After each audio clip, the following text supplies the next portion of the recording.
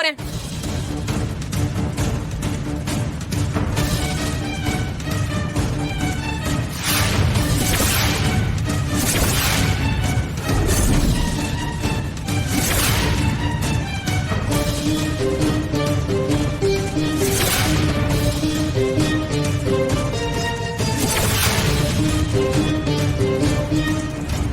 பார்வதி, எதா இருந்தாலும் நீ ஹாஸ்பிடல் போயிட்டு வந்து பேசிக்கலாம். தலையில இருந்து ரத்தம் வந்துகிட்டே இருக்கு. எந்திரி. என் புருஷனே நான் செத்தாலும் கவலை இல்லைன்னு சொன்னதுக்கு அப்புறம் நான் எதுக்கு உயிர் வாழணும்? நான் எங்கேயும் வரல. இந்த இடத்துல என் உசுறு போயிடட்டும். நீ என்ன வேணாலும் டிராமா பண்ணு. அதோ இங்க இருக்கிற மத்தவங்க நம்புவாங்க. ஆனா நான் நம்ப மாட்டேன்டி. சிவா, எந்த நேரத்துல என்ன பேசணும்னு உனக்கு தெரியாதா? ஏன்டா நீ பார்வதியை கோவப்படுத்துற மாதிரியே பேசிக்கிட்டு இருக்க? முதல்ல அவளை சமாதானப்படுத்தி ஹாஸ்பிடலுக்கு கூட்டு போ. அண்ணே, என்ன கட்டாயப்படுத்தாதீங்கண்ணே. பார்வதி, இந்த குடும்பத்தை ஆட்டி படைக்கணும்னா அதுக்கு நீ முதல்ல உசுரோட இருக்கணும். நீ தெம்பா இருக்கணும். உன் தலையில இப்படி ரத்தம் போறதுனால வலி உனக்குதான், அவங்களுக்கு இல்ல. முதல்ல ஹாஸ்பிட்டலுக்கு கிளம்பிப்போம். அதுக்கப்புறம் வந்து இந்த குடும்பத்தை உண்டில்ல நாக்கு. என்ன, நான் சொல்றது சரிதானே? உங்களுக்கு தெரியாதுண்ணே, அவ எப்பவும் இப்படிதானே பண்ணிட்டு இருக்கா. டேய் சீனு, முதல்ல உன் அத்தைய ஹாஸ்பிட்டல் கூட்டிட்டு போகணும்டா.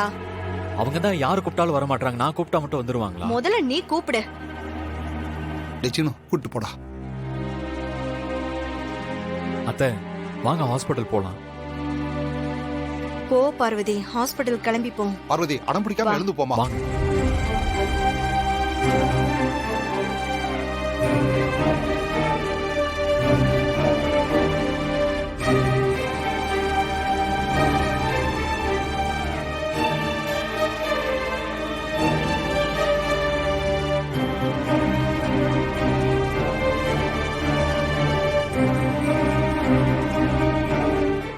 ஆமாண்ணே, நான் பண்ணது தப்புதான்.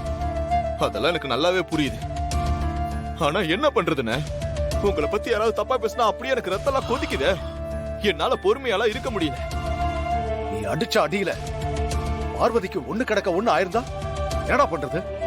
அப்படி ஏதாவது நடந்ததா கூட நான் தாங்கிருப்பேன்.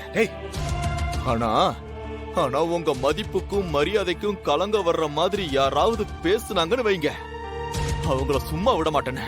டேய் சிவா, கோபத்துல சின்ன குழந்தைங்க கூட நம்ம கூட சண்டை போடுவாங்க, அடம் பிடிப்பாங்க, சில நேரத்துல அடிக்க கூட செய்வாங்க. அதை எல்லாத்தையும் தப்பா புரிஞ்சுக்கிட்டு பழி வாங்கணும்னு நினைச்சா நிம்மதி போயிடும்டா. அதெல்லாம் சரிதானே, நீங்க சொல்றதெல்லாம் வாஸ்தவம் தான். ஆனா நீங்க சொல்ற அதே குழந்தைங்களுக்கு முன்னாடி அவங்க அப்பா அம்மாவை யாராவது திட்டுற மாதிரியோ இல்ல அடிக்கிற மாதிரியோ இருந்தா அத பார்த்துட்டு அந்த குழந்தைங்க சும்மா இருப்பாங்களானே? சொல்லுங்க. எனக்கு அப்படிதானே நீங்களும். எல்லாரும் வீட்லயும் இருக்கிற மாதிரி ஒரு சராசரி அண்ணனா இருந்திருந்தா ஒருவேளை எனக்கு இந்த அளவுக்கு ஒரு கோபம் வராம போயிருந்திருக்கும். ஆனா எனக்கு நீங்க அண்ணன் மட்டும் இல்லன்னு, எனக்கு அப்பாவும் நீங்க தான். சின்ன வயசுல இருந்து நம்ம அப்பாவோட முகத்தை நான் பார்த்ததே இல்லைண்ணே. ஆனா அந்த கவலை எனக்கு ஒரு நாள் கூட வந்ததே இல்லைண்ணே. ஏன்னு தெரியுமா அண்ணே? அந்த இடத்துல நான் உங்களை வச்சிருக்கேன்.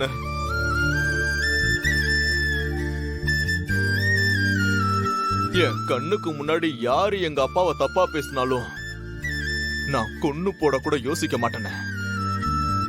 உன்ன மாதிரி ஒரு தம்பி கிடைக்க நான் ரொம்ப கொடுத்து வச்சிருக்கணும்டா சிவா. அண்ணே, அண்ணே, நான் உரிமையா உங்ககிட்ட ஒன்னே ஒண்ணு கேக்குறேனே, நீங்க சொல்லுவீங்களாண்ணே? கேள்டா. அந்த பஞ்சாயத்துல உங்களுக்கு எதிராக தீர்ப்பு சொல்ற இடத்துல நான் இருக்கேன். அண்ணே, தயவு செஞ்சு என்ன நடந்துச்சுங்கிறத வேற யாருக்கிட்டையும் சொல்ல வேண்டாண்ணே. தம்பி கிட்ட மட்டும் சொல்லுங்கண்ணே. அப்போதானே உங்க மனசுல இருக்கிற பாரமே குறையும்.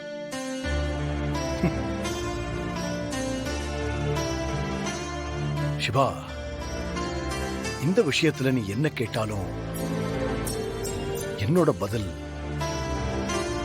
மௌனம் மட்டும்தான். அண்ணே அண்ணே, நான் இதை பத்தி கேட்டது உங்களை கஷ்டப்படுத்திருந்துச்சுன்னா என்ன மன்னிச்சிருங்கண்ணே. உங்களுக்கா என்னைக்கு என்கிட்ட சொல்லணும்னு தோணுதோ நீங்க அன்னைக்கு சொல்லுங்கண்ணே.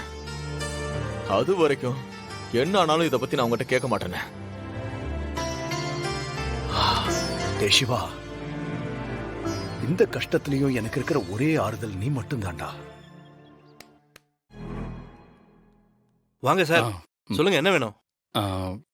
சார் சார் இந்த செயின்ல இருக்கிற போட்டோவை எனக்கு கிளியர் பண்ணி பிரிண்ட் எடுத்து தர முடியுமா? என்ன சார், செயின்ல இருக்கிற போட்டோ மண்ணில் விழுந்து தேஞ்சு போன மாதிரி இருக்கு, முகமே சரியா தெரியலையே. ஆமா சார், ஆனா அதுல இருக்கிற ஃபேஸ் எனக்கு கண்டிப்பா வேணும். அதை உங்களால எடுத்து தர முடியுமா? அதெல்லாம் ஒன்றும் பிரச்சனை இல்லை சார், பண்ணிடலாம். சார், அந்த போட்டோல இருக்கிற உருவத்தை எப்படியாவது நீங்க கொண்டு வந்துருவீங்கல்ல? மா, இது ஒன்றும் பிரச்சனை இல்லம்மா. ஏஐ வந்ததுல இருந்து டெக்னாலஜி எங்கேயோ போயிடுச்சு, கண்டிப்பா எடுத்துடலாம். செயின்ல மண்ணு ஏறினதுனால ஃபேஸ் கொஞ்சம் செதஞ்சு போச்சு, கண்டிப்பா கிளியர் பண்ணி சூப்பரா பண்ணி தரேன். சரி சார், அந்த போட்டோல தான் என் உயிரே இருக்கு சார். அதை மட்டும் எப்படியாச்சும் எடுத்து கொடுத்துருங்க, உங்களுக்கு ரொம்ப புண்ணியமா போகும் சார். சார், இது சப்ப மேட்ரு சார், 2 நாள் டைம் கொடுங்க. உங்க போன் நம்பரை கொடுத்துட்டு போங்க, ரெடி ஆனதும் நானே உங்களுக்கு கால் பண்றேன். சரிங்க சார், note கொஞ்சம் பண்ணிக்கோ.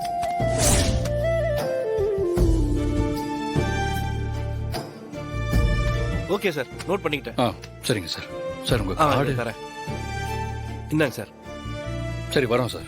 வாங்க. ம். நவீன, இந்த வரேண்ணே. இந்தா இந்த செயினை கிருஷ்ணன் கிட்ட கொடுத்து இதுக்கான வேலையை உடனே பார்க்க சொல்லு. சரிங்கண்ணா.